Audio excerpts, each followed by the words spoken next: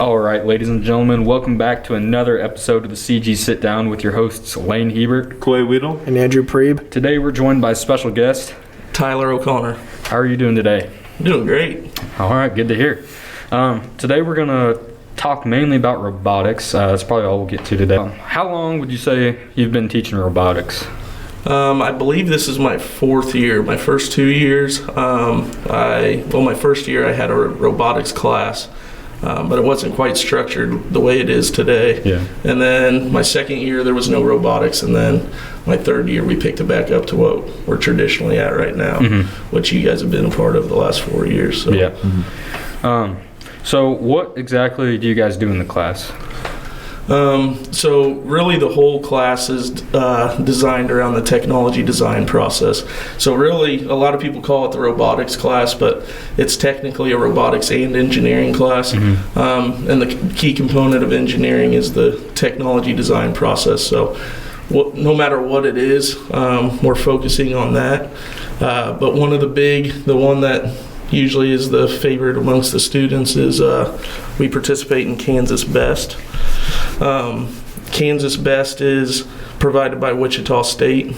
It's completely free for any school that participates in it, and really you go there, they give you what the challenge is for the year. So each year there's a different challenge. So the past few years we've participated in Kansas Best. So the one that really stuck out to me and was always my favorite one, I believe, was Lane's first year with the Kansas Best competition, where you had to create and design a robot that mimicked being able to go into a burning building, and there was different ways to score points.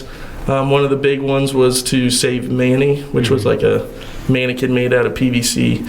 You had to go in the building, be able to relocate him, extract him from the building. And then also you could go in there and move like these little canisters that were supposed to be like barrels of chemicals.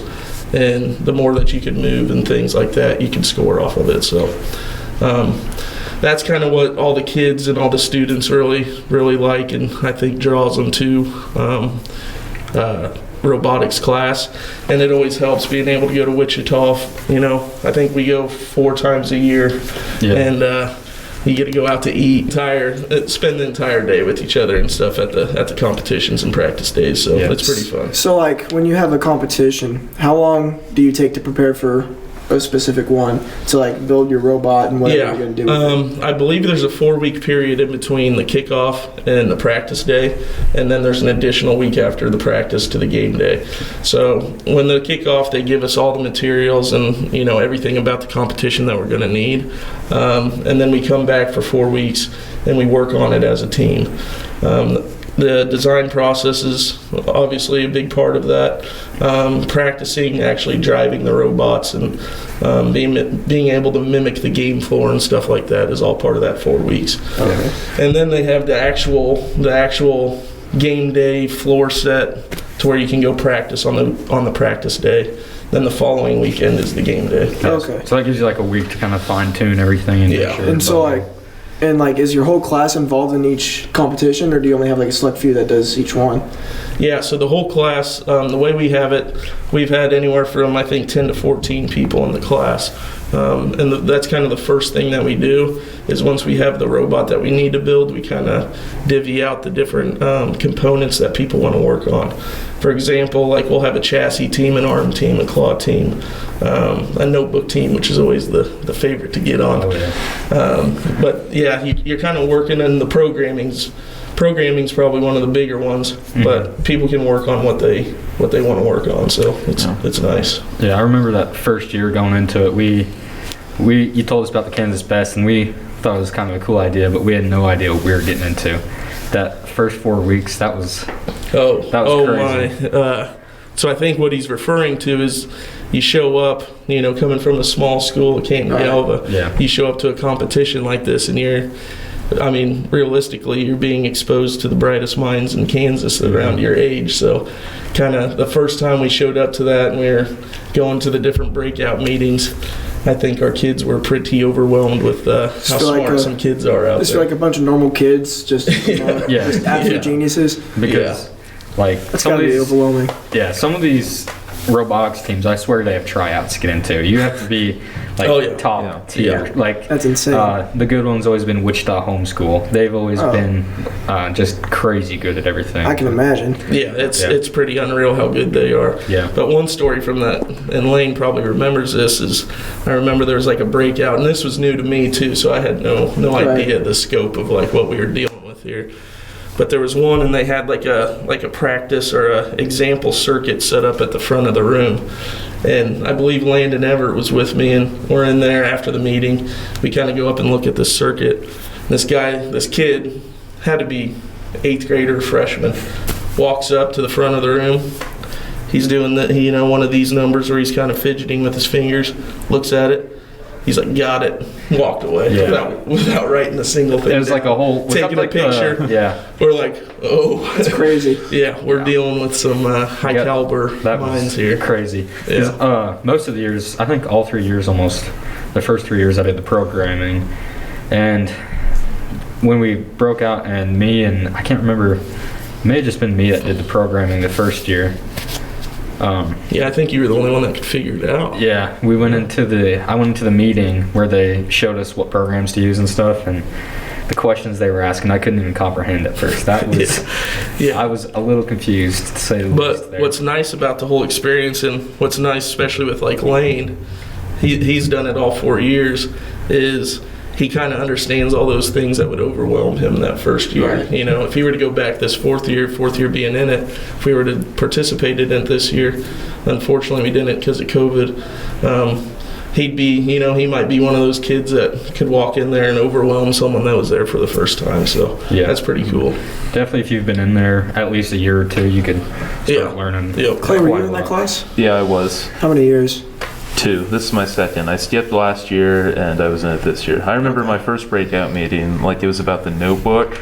There were kids in there with iPads, holding them over their head, filming the whole thing. While, I can't remember who I was with. We were just scrambling to take notes down. They were doing like a million miles an hour. They were like You should have whipped out the flip phone to film it. Oh, I didn't have it. I didn't have it back then. You didn't even have a phone. Yeah. Really?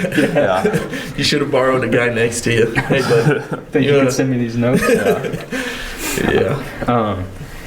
I think the year after that, we decided that Keaton wanted to try programming because we didn't break up our groups until after kickoff, I don't think, the first year. Yeah, yep. And you kind of just sent us places, and then because we had no clue how it worked. And then the next year, you divvied us up before we went to the actual kickoff. So we knew which rooms we were going to go to for our meetings, and I was with Keaton, and Keaton was one of those, like, even being in there my second year, I kind of had an idea of what was going on. And he couldn't believe the people in there and the questions. It was crazy. Yeah, and that kickoff, like you said, that first year, you don't know how to get the most out of that kickoff, which is an extremely important day. Yeah. Just because you kind of get to see an example of an actual robot that's participating in that thing. Yeah.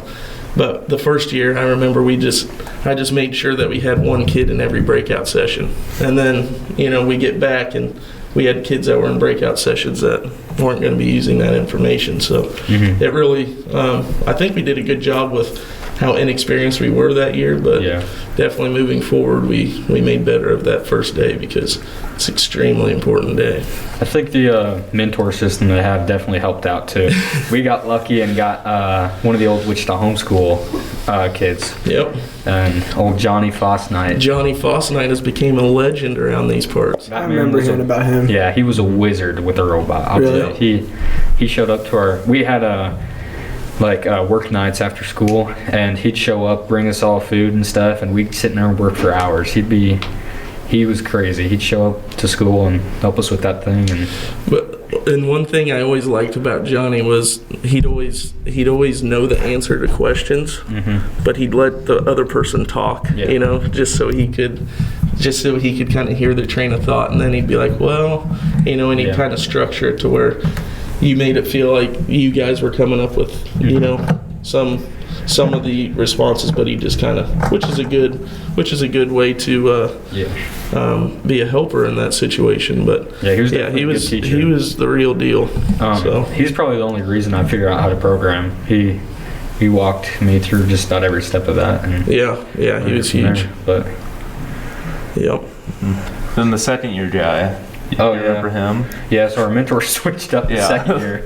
He had, I don't even remember his name, but Me neither. All I know is that he had a laser cutter. yeah, that was And then pretty cool. he cut us out our Was it number. Bill?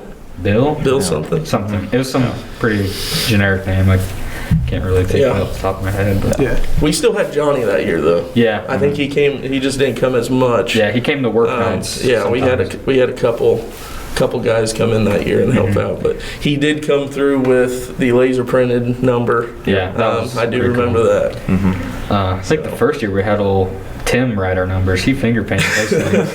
Those were That pretty was, good. yeah, I think Tim spent upwards of 2 weeks working on that Yep. finger painting. Hey, they turned out though. They did what they needed to do. Yeah, they didn't. Yeah, that first robot actually was surprisingly good Yeah. for For no experience. never participating in that before and just kind of being brand new to everything. I was very shocked with that first year robot. We rolled up to the game day. It was either practice. I think it was game day though. And we're sitting there. They have the pits, so there's a bunch of tables lined up, and every school has a table or two. And you put your tools and your robot there and work on it. And kids would walk by and look at your robot. They're like, "Man, that thing looks fast." Because they were using. Yeah. You get like 2 big motors and 2 small motors each year, and you use them for whatever. Most people they think of some different way to do it, but we had the 2 biggest motors we could as our drive motors.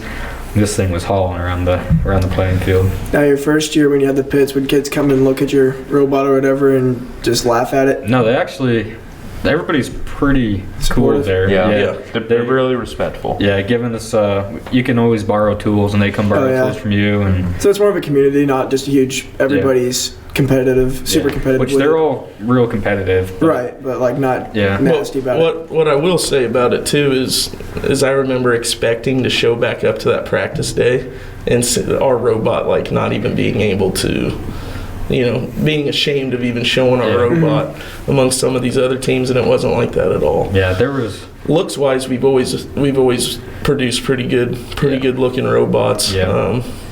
And they can where we've always came up short was being able to actually follow through with the game plan. Yeah.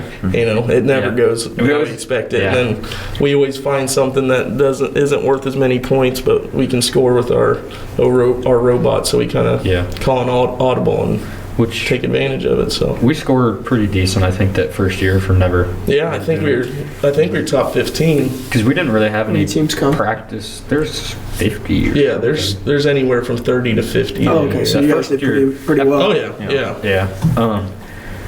Because a lot of schools would have specific driving teams too, and all they did was practice driving the bot. Mm-hmm. And we showed up and didn't really know much, and So it's Yeah. more of a generic class as everything, not Yeah. just a specific thing. they asked us who our drivers were, and we were like, well, we don't quite know that yet. So we assigned a few people, and I had to drive that robot first, and I'd never driven it before. Yeah. We had a couple people practice, and I just programmed it, and I'm like, I was a little scared to get up there and did what we need to do, I guess, scored a few points, and Yeah.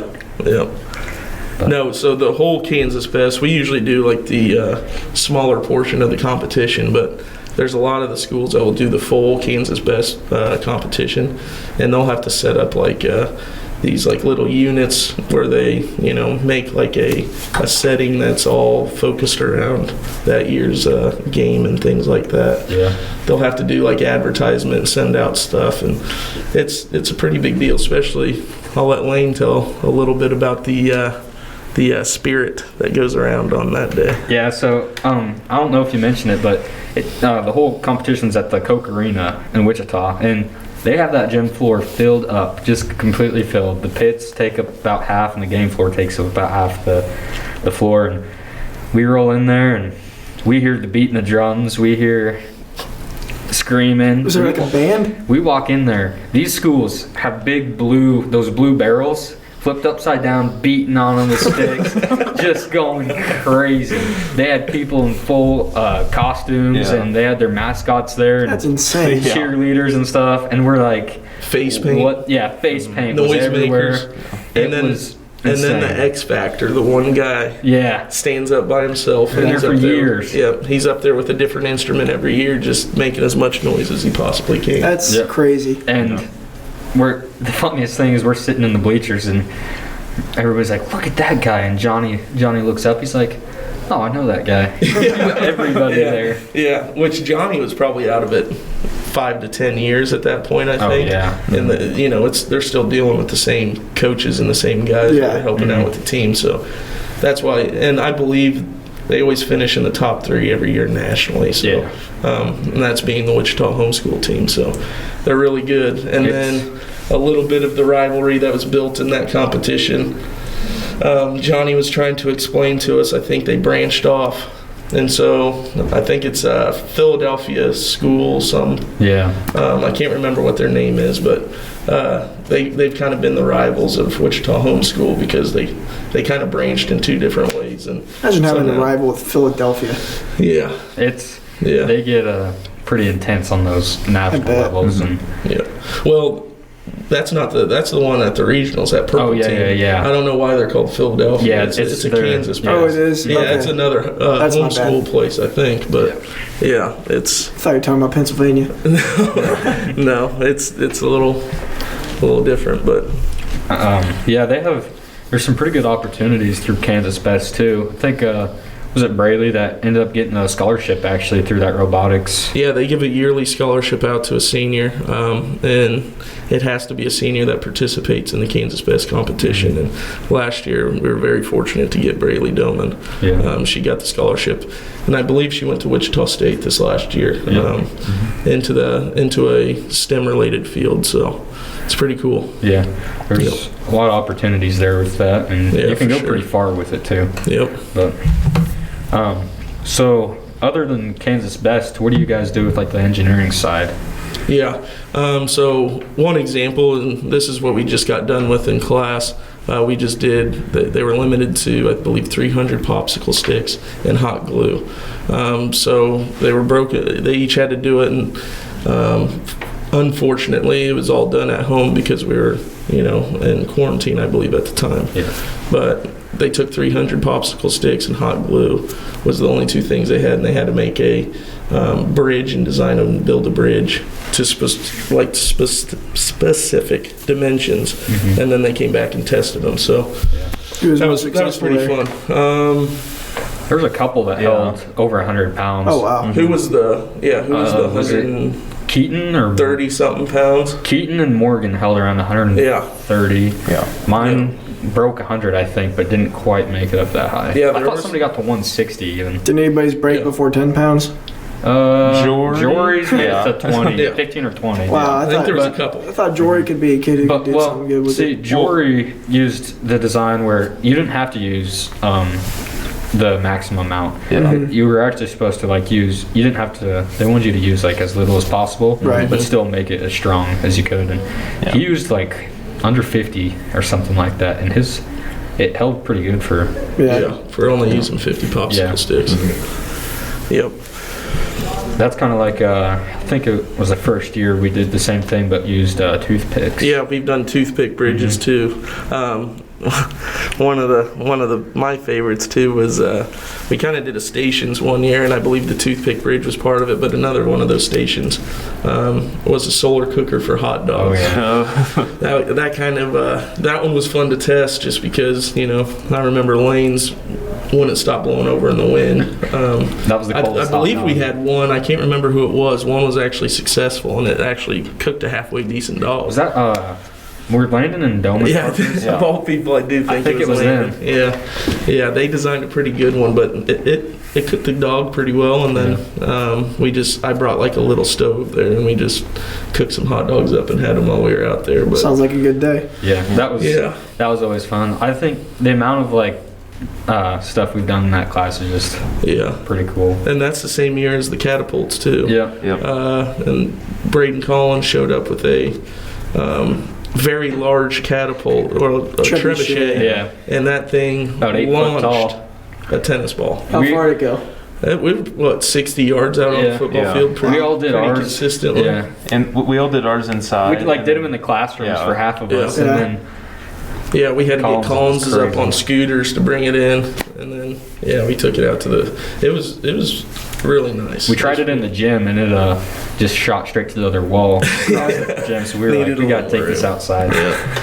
Yeah, the amount of stories that come out of that class, that's probably some of the best memories from high school. I feel like that's something I missed out on, but I don't feel like I would have done too well in that class, to be honest. I don't know. I probably would have lost track a lot of times. I bet you could have. Yeah, you probably would have made it through. It's a lot of it's STEM type stuff that we and really you find what, like Lane said, he's been on coding or whatever it is. He, in his spare time, he does a lot of stuff. You just find something within it that you're good at. You find something that you're good at. Yeah, there's even like blueprint designs or notebook. Like basically the notebook team we were talking about on Kansas Best is you have to document just about everything you do. Throughout the whole 4-week process or 5-week process, and turn that in and get it graded by them. Yeah, and that's a big part. That can definitely help you. They have a final round or something at Kansas Best that you can compete if your notebook's good enough, and it gets you a chance to make it even further. I'd say Andrew is a notebook guy. Yeah. Is that you just take notes on everything? No, it's a lot more, elaborate than that. You get to take notes, get pictures, and I believe one time we inputted one of our students inputted a summary about a zombie apocalypse. How it fit into it, I don't think it did, but it made it through there. Something about robots. So you could really just run with it. It went from a paragraph on combines to the zombie apocalypse in the next. Who was that? We'll keep. I can't keep names off air, but there's been some bright minds. I believe I was reading through that thing, and it went straight from combines to zombie. We read it after they graded it. We're like, what happened on the notebook? Why is the grade so bad? And we get it back and. Zombie apocalypse. But what's funny about that too, though, is Johnny was helping us that year, and usually the mentors always read through the notebook before they turn it in. So he definitely read that, and I couldn't imagine what was going through his head. Like, what's going on here? But all right, well, I think that about wraps it up. We might even have time for a part 2 some other time, and it was a pleasure having you on the podcast. Thanks for coming on. Yeah, I'd appreciate it, and would love to come back anytime for a part 2. All right, sounds good. Plan on it. Yeah, special shout out to our producer, White, 2-time back there. Rocking the Black Forces. Yeah. I was pretty intimidated walking in here so with the producer that has some low-top black Air Force Ones. Yeah. Let me try pretty intimidating. All right. See you next time. Yep.